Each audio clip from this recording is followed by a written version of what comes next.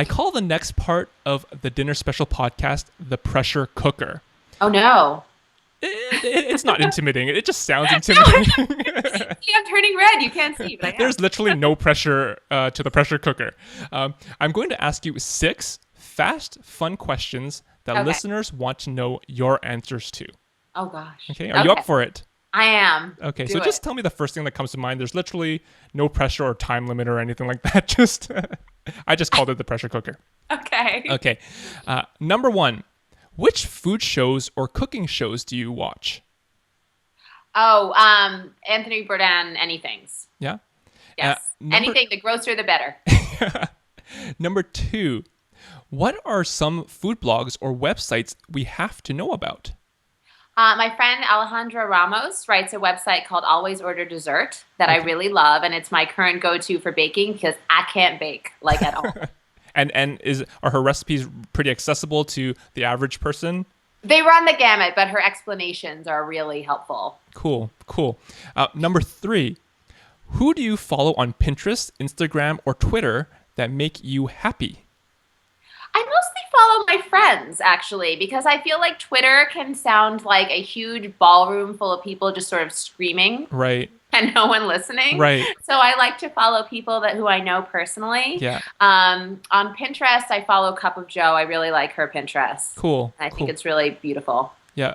No. I feel the same way, especially about Twitter. You know, like I go through the feed, and within an hour, there's probably like hundreds of new tweets, and you don't even know where to start. And no one's listening, and everyone's yelling, and totally. Exactly. Number 4, what is something all home cooks should have in their pantry? Not a microplane. Exactly. I would say a slow cooker. I would say everyone needs to have a slow cooker. It's an amazing tool that once you get the hang of it, it'll just revolutionize your life. How did the slow cooker sort of lose like its way, I guess? Because I think like when I was growing up, it's dated, right? Yeah, I mean, but I think now we're so busy that it has become sort of more of a important tool in the kitchen.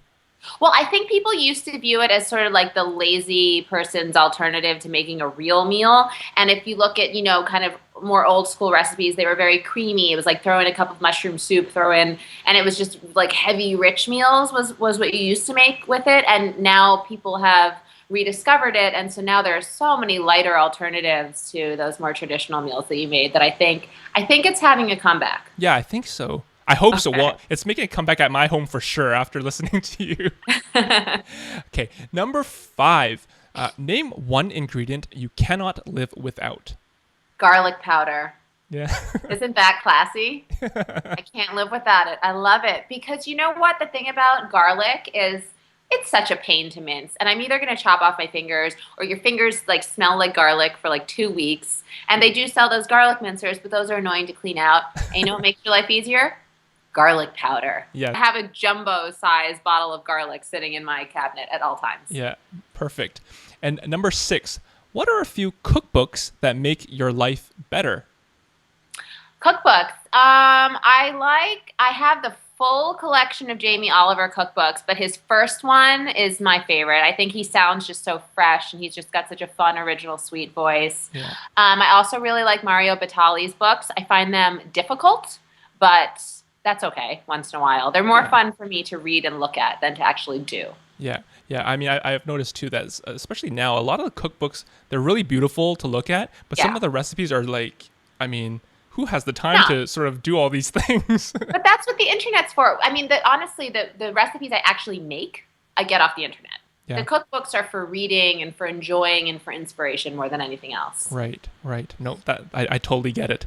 Well, thank you, Jordan. You have survived the pressure cooker. I hope that wasn't too crazy for you. It was very exciting. Thank you. Yeah.